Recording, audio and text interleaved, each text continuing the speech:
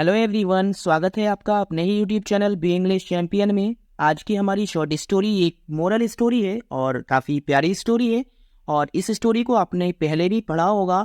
और यहाँ इस स्टोरी के थ्रू मैं बिल्कुल ज़ीरो लेवल से आपको इंग्लिश को पढ़ना सिखाऊंगा। हर एक वर्ड का हिंदी ट्रांसलेशन, उसकी करेक्ट प्रोनाउंसिएशन और जो हर एक सेंटेंस का जो ग्रामर का पार्ट है उसको बिल्कुल डिटेल में डिस्कस करेंगे। तो शुरू करते हैं। टाइटल है hard work is the key to success. Hard work यानी परिश्रम, इज है द की यानी कुंजी जिसको हम चाबी कहते हैं, और टू सक्सेस यानी सफलता की। तो परिश्रम सफलता की कुंजी है। तो किस तरह से टाइटल रिलेट करता है आइए देखते हैं। In a far away village lives a hard working farmer who has grape fields. In यानी में, अ फार अवे यानी एक दूर के, विलेज गांव में, लिव्स रहता है, अ हार्ड वर्किंग एक परिश्रमी या मेहनती या कड़ी मेहनत करने वाला, फार्मर किसान, हु जो हैज रखता है या हु जिसके हैज पास है। यहाँ पर जो हैज का यूज है वो पास होने के सेंस में है। ग्रेप फील्ड्स यानी अंगूर के खेत। एक दूर के गांव में एक मेहनती किसान रहता है जिसके पास अंगूर के खेत हैं। तो ये जो सेंटेंस का स्ट्रक्चर है, ये जो पहला सेंटेंस से लिप्स रहता है, ये प्रेजेंट इंडेफिनिट का है क्योंकि इसमें वर्ब की फर्स्ट फॉर्म के साथ एज का यूज किया है।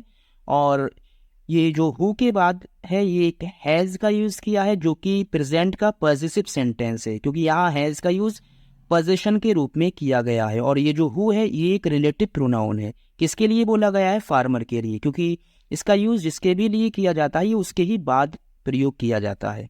तो एक दूर के गांव में एक मेहनती किसान रहता है जिसके पास अंगूर के खेत हैं। आगे देखते हैं। Year after year his grapery gives rich harvest and the farmer becomes very successful. यानी ईयर आफ्टर ईयर यानी कि हर साल, हिज ग्रेपरी उसके अंगूर के बागान यानी कि अंगूर के जो बाग हैं, गिव्स देता है, हिज ग्रेपरी यानी उसके जो अंगूर का बागान गिव्स देता है, रिच हार्वेस्ट यानी अच्छी फसल। यहाँ पर जो रिच है वो धनी नहीं पढ़ेंगे बल्कि अच्छा पढ़ेंगे, अच्छी फसल। एंड द फार्मर और किसान बिकम्स हो जाता है वेरी सक्सेसफुल बहुत कामयाब यानी बहुत सफल। तो हर साल, ईयर आफ्टर ईयर यानी हर साल, उसका अंगूर का बागान उसको अच्छी फसल देता है और किसान बहुत सक्सेसफुल हो जाता है। तो इसके स्ट्रक्चर को समझेंगे। इसमें भी गिव्स का यूज है यानी एस लगा हुआ है, ये भी प्रेजेंट इंडेफिनिट का अफर्मेटिव सेंटेंस है। ये जो पूरी स्टोरी है ये प्रेजेंट के इंडेफिनिट में ही है क्योंकि इसलिए आपको यहाँ पर जहाँ पर भी सेंटेंस में एस लगा हुआ मिले वर्ब के साथ वो प्रेजेंट इंडेफिनिट का सेंटेंस होगा। यहाँ पर जो रिच है वो एक एडजेक्टिव है क्योंकि वो फसल की विशेषता बताता है, और यहाँ पर सक्सेसफुल भी एक एडजेक्टिव है क्योंकि किसान के लिए बोला गया। किसान क्या हो जाता है? सफल। He has 3 sons. He has यानी उसके पास हैं, ही उसके और हैज पास है, 3 सन्स 3 बेटे, और इसको हम बोलेंगे उसके 3 बेटे हैं। यहाँ पर भी ये प्रेजेंट का पॉजिटिव सेंटेंस है क्योंकि हैज का यूज यहाँ पर भी पास होने के सेंस में किया है। हु यानी जो आर हैं यंग एंड एनर्जेटिक, जो कि नौजवान है और ऊर्जावान है। एनर्जेटिक यानी शक्तिशाली यानी ताकतवर। बट लेकिन नेवर कभी नहीं, और बोदर का मतलब है जहमत उठाते हैं यानी कष्ट उठाते हैं, टू वर्क काम करने का। उसके 3 बेटे हैं जो, अब यहाँ पर जो ये हु है इसका यूज उसके बेटों के लिए किया गया है क्योंकि ये एक रिलेटिव प्रोनाउन है। किसके लिए बोला गया? बेटों के लिए। उसके 3 बेटे हैं जो नौजवान और ऊर्जावान हैं लेकिन कभी नहीं यानी कभी काम करने की जहमत नहीं उठाते हैं। ये जो टू वर्क है ये एक इन्फिनेटिव है। As the farmer grows old he begins to worry about his sons failure.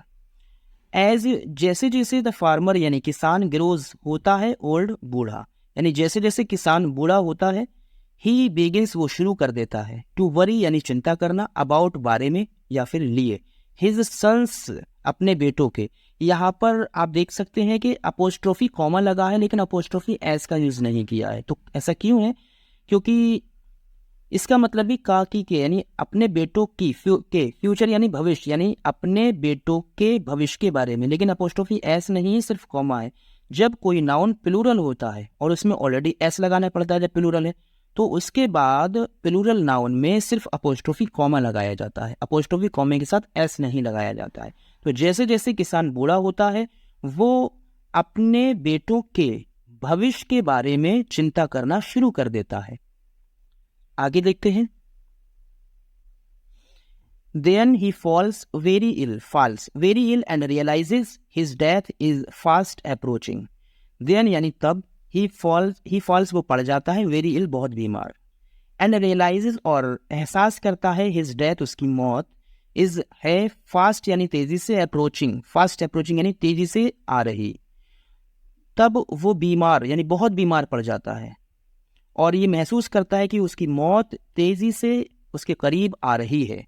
ये इसके बाद वर्ब की आईएनजी फॉर्म है जो कि ये प्रेजेंट कॉन्टिन्यूस का सेंटेंस को दिखाती है, यानी प्रेजेंट कॉन्टिन्यूस टेंस का जो सेंटेंस है वो बन जाता है। इसके बाद जब वर्ब की आईएनजी फॉर्म आती है, he calls the sons and tells them, dear sons I see my death nearing me, but before I bid goodbye to all of you I want to share a secret. He calls वो बुलाता है, the sons यानी बेटों को, वो बेटों को बुलाता है। ये जो ही है ये एक प्रोनाउन है और किसान के लिए यूज किया है। एंड टेल्स और कहता है देम उनसे, और यहाँ जो देम है ये बेटों के लिए है क्योंकि बेटे जो है वो प्लूरल है और प्लूरल का ऑब्जेक्ट बनता है देम और सिंगुलर का सब्जेक्ट या ऑब्जेक्ट ही से बनता है, यानी ही और ऑब्जेक्ट होता है हिम। डियर सन्स फिर ये बेटो, आई सी मैं देख रहा हूँ, क्योंकि सी जो है हालांकि प्रेजेंट इंडेफिनिट का सेंटेंस है लेकिन इसका यूज हम कॉन्टिन्यूस की तरह भी करते हैं क्योंकि इसमें आईएनजी नहीं लगाते। आई सी मैं देख पा रहा हूँ, माई डेथ मेरी मौत को यानी अपनी मौत को, नियरिंग मी अपने पास आते हुए, मैं अपनी मौत को अपने करीब देख पा रहा हूँ।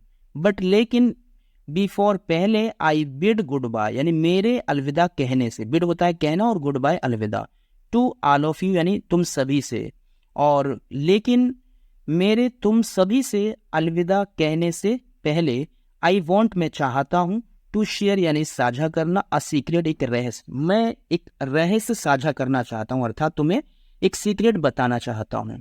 ये टू शेयर, जब भी एक वर्ब के मेन वर्ब के बाद जब दूसरी वर्ब टू के साथ आती है तो उसको हम इन्फिनेटिव वर्ब कहते हैं। There is a treasure hidden under the fields, there is यानी है, देयर एक इंट्रोडक्टरी सब्जेक्ट है और मैंने आपको अपनी और भी स्टोरी में बताया है कि किसी भी क्रिया से पहले जब सब्जेक्ट के रूप में देयर का यूज करते हैं या वैसे भी सब्जेक्ट के रूप में देयर का यूज जब हम करते हैं तो वो एक इंट्रोडक्टरी सब्जेक्ट होता है और इसका कोई भी मीनिंग नहीं होता है। तो देयर इज है अ ट्रेजर एक खजाना, और हिडन छिपा हुआ, ये हिडन जो है ये पास्ट पार्टिसिपल है क्योंकि खजाने की कंडीशन बता रहा है, खजाना जो है वो छिपा हुआ है। अंडर द फील्ड्स यानी खेतों के नीचे, खेत के अंदर जो है खजाना छिपा हुआ है। Dig the entire field after my death to find it, dig यानी खोद लेना, द एंटायर फील्ड पूरे खेत को, आफ्टर यानी बाद में, माई डेथ मेरी मौत के, टू फाइंड इट इसको ढूंढने के लिए यानी इसको पाने के लिए, मेरी मौत के बाद पूरे खेत को खोद लेना।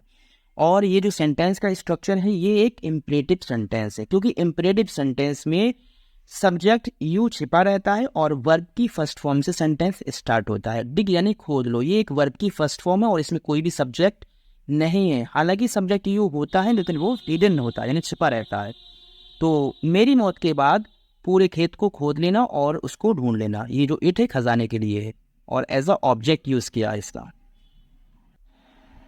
The old farmer dies and his sons perform the last rites, the old farmer बूढ़ा किसान, डाइज मर जाता है, एंड हिज सन्स और उसके बेटे, परफॉर्म पूरा करते हैं, द लास्ट राइट्स अंतिम संस्कार, बूढ़ा किसान मर जाता है और उसके बेटे अंतिम संस्कार पूरा करते हैं। The sons begin to dig for the treasure without leaving any part of the field but find nothing, the sons यानी बेटे और बेगिन शुरू करते हैं, टू डिग यानी खोदना, फॉर द ट्रेजर खजाने के लिए, विदाउट यानी बिना, लीविंग छोड़े हुए, एनी पार्ट कोई भी हिस्सा ऑफ द फील्ड खेत का, बट लेकिन फाइंड पाते हैं, नथिंग कुछ नहीं। बेटे खेत का कोई हिस्सा छोड़े बिना खजाने के लिए खोदना शुरू कर देते हैं लेकिन कुछ नहीं पाते हैं, अर्थात उन्होंने पूरा खेत खोद दिया लेकिन उनको खजाना कहीं नहीं मिला। However their digging of the field leads to a healthy crop and results in huge earnings. However यानी हालांकि, their digging उनका खोदना of the field खेत को, leads ले जाता है to a healthy crop यानी एक अच्छी फसल की तरफ, and results और परिणाम होता है in huge earning एक बड़ी कमाई में यानी बड़ी आमदनी में। हालांकि उनका खेत को खोदना एक अच्छी फसल की तरफ ले जाता है और जिसके परिणाम स्वरूप उनको एक बड़ी कमाई होती है। These earnings make the sons realize what their father meant. These earnings ये आमदनी यानी earnings जो उन्होंने कमाई की फसल को बेचकर, make the sons realize, इस पूरी फ्रेज का एक साथ मतलब पढ़ेंगे। make the sons realize यानी बेटों को एहसास कराती है, what यानी जो their father उनके पिता का मिंट मतलब था, ये वर्ब की सेकंड फॉर्म है। ये अर्निंग्स यानी ये कमाई उन बेटों को ये एहसास कराती है कि उनके पिता का क्या मतलब था। तो इस स्टोरी का जो मोरल है वो ये है, hard work always page of, यानी कड़ी मेहनत ऑलवेज हमेशा, पेज ऑफ का मतलब है अपना फल देती है, कड़ी मेहनत हमेशा फल देती है। Fruits of hard work are always sweet whether or not they are in the form you desire. Fruits यानी फल ऑफ हार्डवर्क कड़ी मेहनत के, आर होते हैं ऑलवेज हमेशा, स्वीट मीठे यानी अच्छे, वेदर चाहे और नॉट यानी या नहीं, दे मीस वे आर मीस है, इन द फॉर्म रूप में यू डिजायर तुम्हारी इच्छा के, यानी जो कड़ी मेहनत के फल है वो हमेशा अच्छे ही होते हैं, चाहे वो आपने अपनी इच्छा से किए हो या बिना इच्छा के वो काम किया हो, उसका फल हमेशा अच्छा ही होता है। तो गाइज अगर वीडियो पसंद आई हो तो लाइक और शेयर करें, और अगर अभी तक चैनल को सब्सक्राइब नहीं किया है तो प्लीज़ चैनल को सब्सक्राइब करें। Thanks for watching the video.